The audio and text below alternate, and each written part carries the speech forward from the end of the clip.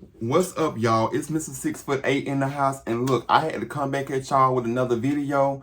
I hope that y'all saw the baby video, but this is not what this is about. This is about a girl, 5'4", named Felicia Johnson, who was in Houston celebrating her 24th birthday and was looking to make some extra cash. Okay, she applied for a job at this gentleman's club called the Cover Girls Nightclub.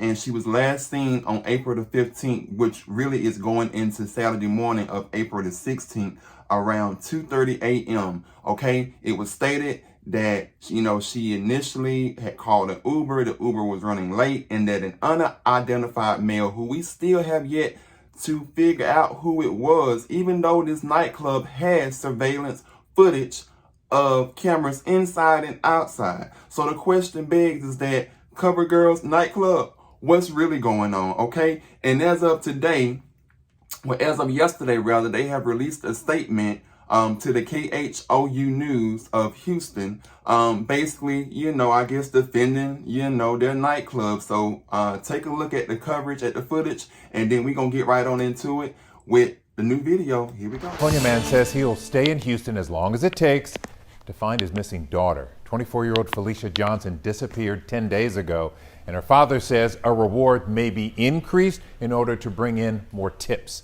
Jason Miles is live from Bear Creek Park, where Johnson's family says her phone was found. Jason? That's right, Lynn. A PI hired by the family claims he found Johnson's phone covered in blood here at Bear Creek Park. Further reason the family believes foul play is involved.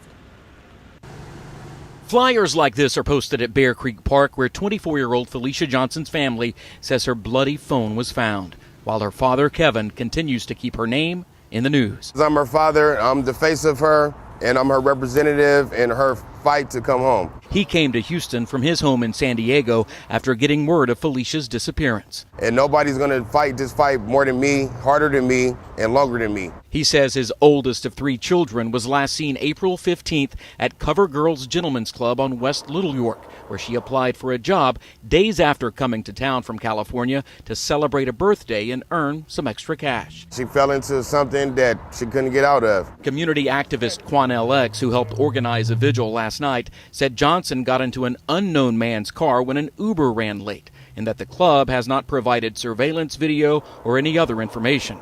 Meanwhile, Texas EquiSearch spent hours in the area where Johnson's phone was found and tells me it will continue to follow law enforcement's lead on when and where to search. At this point, HPD considers it a missing persons investigation. I feel like they are doing their job. Johnson believes a Crime Stoppers reward on top of other money being raised may prompt a member of the public to do the right thing as well. Reach out, go in your heart. Just if you know something, even if you want the $5,000, just say something, call in with something, give us something. And we went by the Cover Girls Club today, talked to a manager who referred me to an attorney. That attorney returning my phone call just within the last hour or so. He says Cover Girls is completely cooperating with HPD and even providing pertinent video surveillance it may not provide to Quanell X or the media for that matter. Meantime, the club hopes Johnson turns up safe and sound. Reporting live tonight, Jason Miles, KHOU 11 News. We all certainly hope so.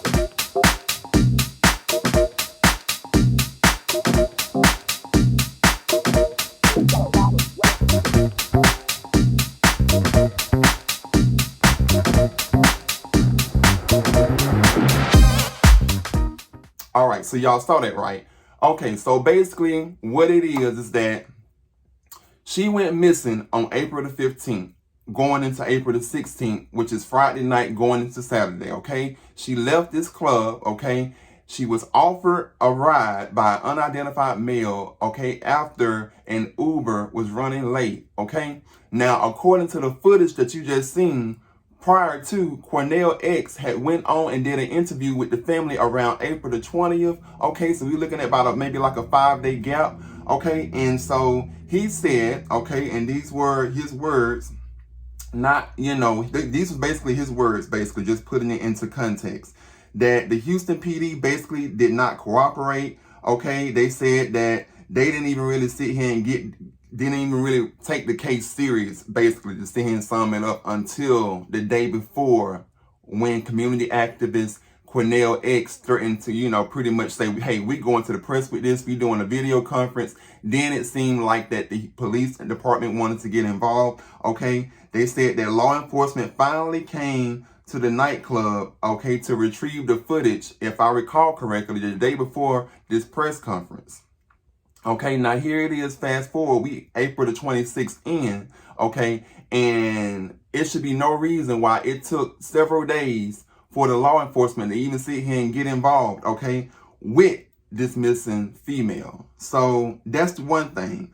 The next thing was that, it was stated that her phone was found 6 feet from the highway, covered in blood, okay, in Bear Creek Park, which this is the photo right here where the phone was allegedly found. I don't know if this is an accurate photo, but they said it was found near the interstate or near the highway, 6 feet away from the highway, okay?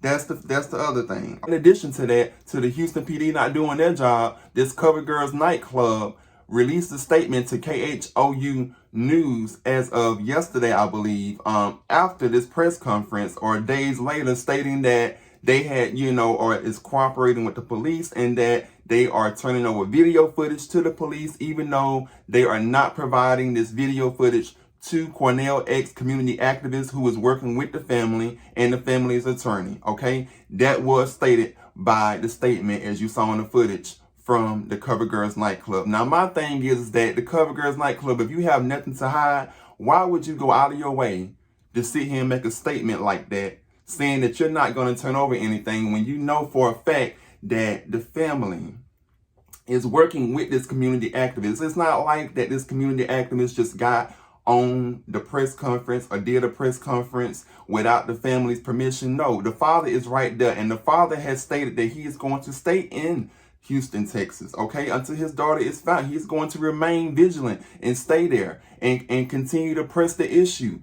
Okay, he's from San Diego, California, but he went to Houston, Texas in order to search for his daughter. Now, as of right now, there is a $5,000 reward being offered in addition to other money being raised for Felicia Johnson. But I'm just trying to understand that I keep hearing all of these stories about, for one thing, people are saying that she got into this car with an unidentified male and that her Uber was running late. But how do we know that, it wasn't a thing of where she was kidnapped? She was thrown into the car. Like, I keep hearing statements like maybe I'm missing something of the story, but where has it come in at? Is it the club that's stating that, hey, she got into the car with an unidentified male after he offered to sit here and take her where she needed to go after her Uber was running late? That's what I'm trying to get to the bottom of. Who is saying that she just, let me pick up the phone and call an Uber. My Uber is running late. Oh, here go an unidentified male. I don't know you. I'm not even from here. I'm just going to get in the car with you. What did the unidentified male say? It's a lot of missing loopholes to this story, and it's making me upset because I'm just trying to understand. Even Cornell X community activist has said that this is like the fourth, if I recall, that the missing, females, black females in the area that he's had to deal with in over the course of 6 months, and that the Houston PD, this is not the first time that they have seen him drop the ball and not wanting to see her and have no interest in, protecting these women, trying to search for these women, being proactive in the search. So what's really going on? What's really going on? I'm just trying to understand what's really going on, because something is not right about this case. So if you all out there know anything, please leave it down in the comments. I've also been reading comments online about people saying that this Bear Creek Park, where I guess the phone was found, that there's a lot of bayous and rivers and stuff. So, even though I don't want to be negative, but whenever you find somebody's phone covered in blood or anything covered in blood, because I've seen it time and time again, it's never good. Foul play is always going to be suspected, okay? Let's just sit here and call a spade a spade. That's what it is. Foul play is always going to be suspected. So, the biggest thing that the family has right now, with all of that being said, is that they do feel like that the law enforcement of Houston could have acted quicker, which could have resulted in possibly locating Felicia Johnson quicker had the law enforcement, had the club been cooperative. So there's just blame to go around everywhere, okay? Blame to go around everywhere. So it's just really sad that right now, you know, you got a club that's involved. You would think that the club owner, being a business owner in Houston, or being a business owner period, would have concern for people in general, okay?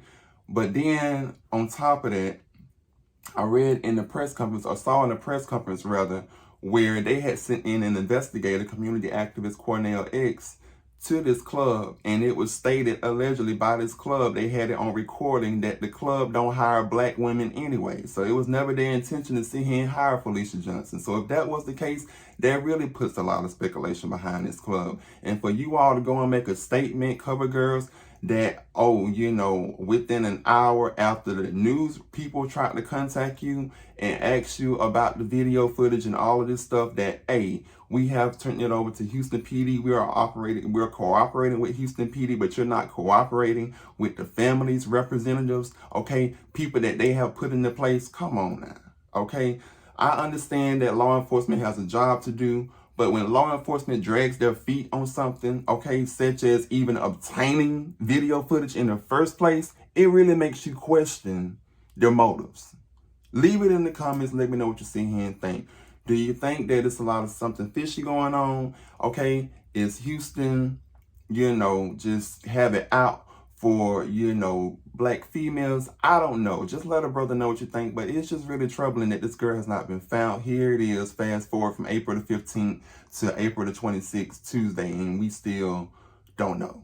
Okay, leave it in the comments. If you know something, please reach out, okay? I don't even want to, I'm scared to even say reach out to the Houston PD because of the fact that they don't even do their job. So if you do, please reach out to somebody. Tell somebody, say something, make a video, do something. Just get the word out there. We need to find this woman, okay? The family needs closure, okay? You got a father sit here hurting. He's devastated, okay? And you got a woman that, you know, even though I know a lot of women said that, hey, I would never get in the car. She should have never gotten in the car with this man if that was what, you know, happened. But hey, we all make mistakes. At this point, there's no point in judging the girl for her actions or her decisions. Okay, we just need to find her at this point. Okay, until next time, my fun sizers.